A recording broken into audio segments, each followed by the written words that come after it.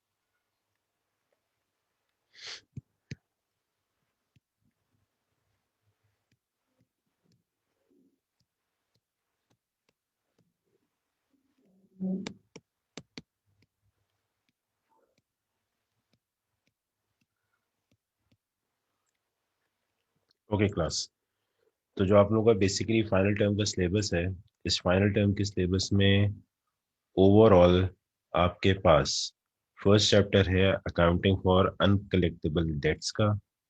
Second topic है आपके पास financial statements का। फाइनेंशियल स्टेटमेंट्स का जो टॉपिक है इसके दो पार्ट्स हैं। फर्स्ट है आपके पास इनकम स्टेटमेंट, सेकंड पार्ट में आपके पास है यहाँ पे बैलेंस शीट। प्रीवियसली इस टॉपिक का जो टाइटल था, फाइनेंशियल स्टेटमेंट का जो टॉपिक था, वो पहले हम इसको फाइनल अकाउंट्स कह के कहते थे, लेकिन न्यू सिलेबस के अंदर अभी आपके पास हो गया है बेसिकली फाइनेंशियल स्टेटमेंट्स के नाम से। फाइनेंशियल स्टेटमेंट का जो क्वेश्चन है या टॉपिक है, ये दो तरह से पेपर में डिस्कस किया जाता है। 1 मिनट होल्ड ऑन।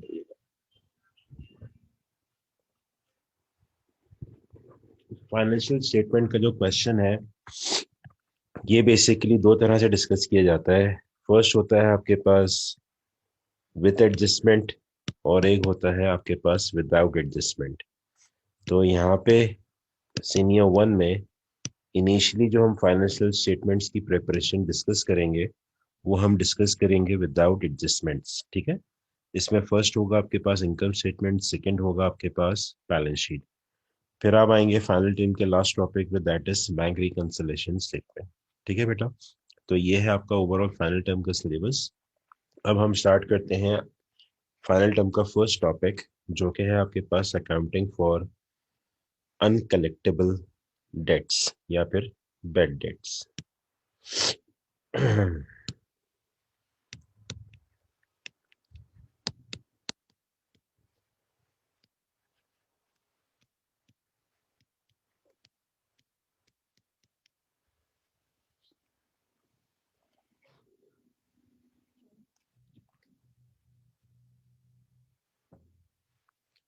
टॉपिक है हमारे पास accounting for uncollectible dates.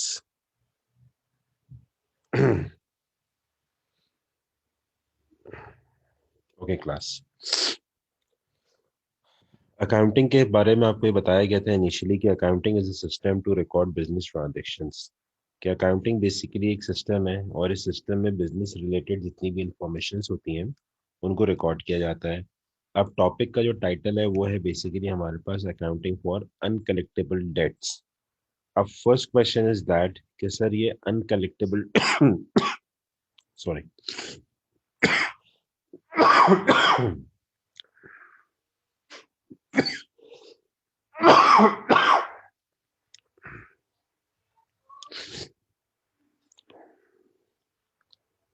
First question ये होता है कि सर ये अनकलेक्टेबल डेट्स क्या होता है, ठीक है।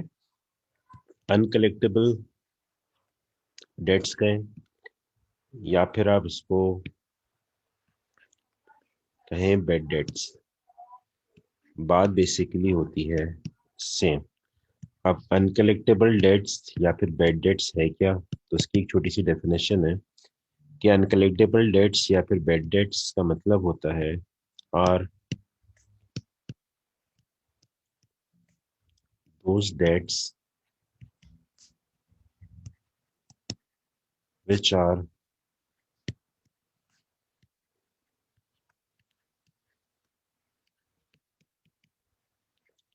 अनकलेक्टेबल। डेट्स का मतलब होता है बेसिकली रिसीवेबल, सही है। बेड डेट्स या फिर अनकलेक्टेबल डेट्स के बारे में कहा जाता है कि bad debts are those debts which are uncollectible. अब विच आर अनकलेक्टेबल का मतलब क्या है कि फॉर एग्जांपल आपके एक कस्टमर है, उनसे आपको एक पर्टिकुलर अमाउंट $5,000 रिसीव करने हैं। फॉर एग्जांपल खुदा ना खास्ता आपको उनसे अमाउंट मिल नहीं रहा, आप 2 और 3 वीक्स तक उनका वेट करते हैं। जब आप उनके बारे में पूछते हैं भाई पैसे तो भी आए नहीं, अब आप उनसे किसी भी तरह से उनसे मालूमात करते हैं, इंफॉर्मेशन कलेक्ट करते हैं, तो आपको ये पता चलता है कि जिस कस्टमर से आपको ये अमाउंट कलेक्ट करना था, रिसीव करना था, कि खुदा ना खास्ता उस कस्टमर की डेथ हो गई है, या फिर उस कस्टमर को अपने बिजनेस में इतना ह्यूज लॉस हो गया है कि वो बैंकरप्ट हो गया है, उसका बिजनेस क्लोज हो गया है, उसका बिजनेस ही खत्म हो गया है, जिसकी वजह से जो अमाउंट अब आपको उससे मिलना था, अब वो अमाउंट आपके लिए अनकलेक्टेबल है। अनकलेक्टेबल मीन्स कि अब वो अमाउंट आपको उस कस्टमर से नहीं मिलेगा। तो अनकलेक्टेबल डेट्स या फिर बेड डेट्स, हम एक ऐसे डेट को कहते हैं, एक ऐसे रिसीवेबल को कहते हैं जो कि अब आपको कलेक्ट नहीं होता। ओके, तो अनकलेक्टेबल डेट्स या फिर बेड डेट्स की जो डेफिनेशन है उसमें ये कहा जाता है कि bad debts are those debts which are uncollectible. अब इस टॉपिक में हम यहाँ पे जो बेसिकली डिस्कस करते हैं वो हम ये डिस्कस करते हैं कि अगर कभी किसी कस्टमर का अकाउंट अनकलेक्टेबल होगा, अनकलेक्टेबल मीन्स कि किसी भी रीजन की वजह से, किसी भी XYZ रीजन की वजह से वो अमाउंट हमें उस कस्टमर से नहीं मिलेगा, तो उस अमाउंट को हम किस तरह से अपने पास जर्नल में रिकॉर्ड करेंगे और इसके आगे क्या उसके प्रोसीजर्स होंगे, उसको किस तरह से अपने अकाउंट्स में रिकॉर्ड किया जाएगा, XYZ, ठीक है। इस टॉपिक में आपको एक अमाउंट की प्रोविजन सिखाई जाती है, और जिस अमाउंट की बेसिकली हम प्रोविजन सीखते हैं इस टॉपिक में वो होता है प्रोविजन ऑफ डाउटफुल डेट्स, सही है। अब अनकलेक्टेबल डेट्स या फिर बेड डेट्स का तो मतलब आपको बता दिया गया। सर अब ये डाउटफुल डेट्स क्या होता है, अब सुनिए इसके बारे में। डाउटफुल डेट्स के बारे में कहा जाता है doubtful debts are those debt which might be uncollectible, सही है। डाउटफुल डेट्स के बारे में कहा जाता है कि वो डेट्स जिसके बारे में डाउट होगा, डाउट मतलब आपके दिमाग में एक शक होगा, 50-50% चांस होंगे कि हो सकता है, डाउट है कि शायद ये अमाउंट मिले या फिर शायद ये अमाउंट आपको ना मिले। तो डाउटफुल डेट्स का मतलब है, अब इसकी डेफिनेशन है कि doubtful debts are those debts which might be uncollectible. कि डाउटफुल डेट्स एक ऐसे डेट को कहा जाता है जो कि आपके और लगता है, जो कि आपको डाउट होता है, 50-50% चांसेस होते हैं कि मे बी मिल जाए, मे बी ना मिले, ठीक है। अब प्रोविजन फॉर डाउटफुल डेट्स का मतलब है कि डाउटफुल डेट का अमाउंट किस तरह से कैलकुलेट किया जाता है। तो उसका एक फॉर्मूला होता है, formula of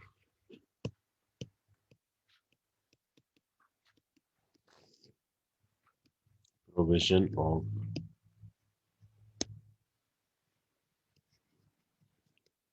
doubtful debt.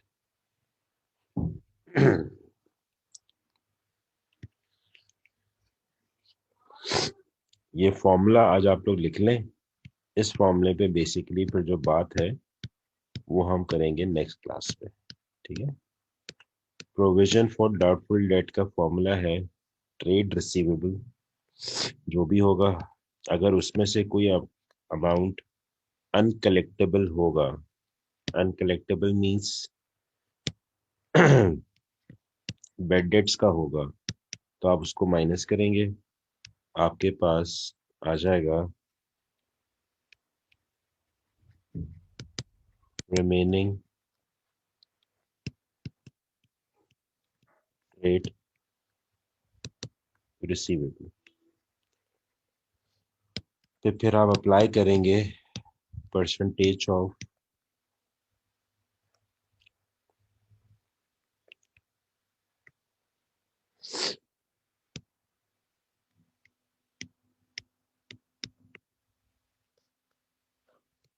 Doubtful debts, then आपके पास आएगा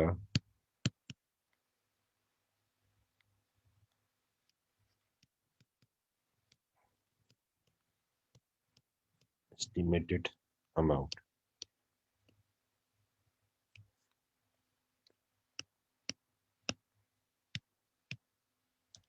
जस्ट ये फॉर्मूला आप लोग को नोट डाउन कर लीजिएगा, इसको जो मैं डिस्कस है वो इंशाल्लाह नेक्स्ट क्लास में करूंगा।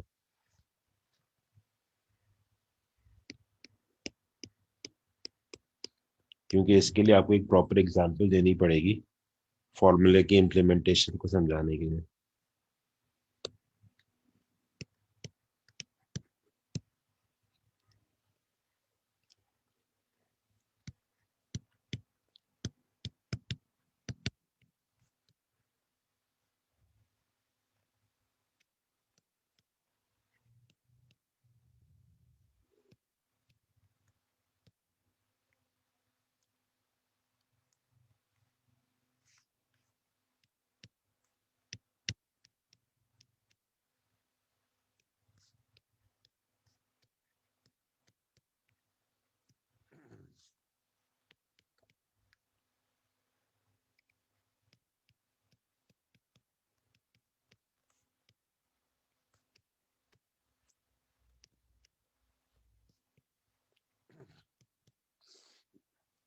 ओके क्लास, तो आज के लेक्चर में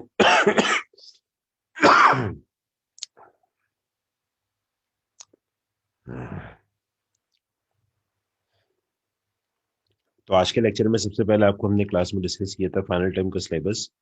आपको फाइनल टर्म का सिलेबस लिखवा दिया गया और मेरे ख्याल से सबने कॉपी कर लिया होगा। फिर उसके बाद हमने टॉपिक शुरू किया अकाउंटिंग फॉर अनकलेक्टेबल डेट्स का। अनकलेक्टेबल डेट्स के बारे में आपको लिखवाया गया कि uncollectible debts are those debts which are uncollectible, कि वो सारे डेट्स, वो सारे रिसीवेबल जिनके बारे में आपको कंफर्म होता है कि भाई अब ये अमाउंट आपको कस्टमर से नहीं मिलेगा, उस अमाउंट को आप कहते हैं अनकलेक्टेबल या फिर बैड डेट्स। इस टॉपिक में फिर नेक्स्ट चीज जो हम डिस्कस करेंगे वो हम करेंगे provision for doubtful debts. Doubtful debts के बारे में आपको ये लिखवाया गया कि doubtful debts are those debts which might be uncollectible. Might be uncollectible मतलब कि जिनके बारे में कंफर्मेशन नहीं होती, 50-50% चांस होता है, हो सकता है मिले या फिर हो सकता है ना मिले। फिर आपको मैंने ये कहा कि इस टॉपिक में आपको एक अमाउंट की कैलकुलेशन सिखाई जाएगी और वो अमाउंट होगा basically provision for doubtful debts का।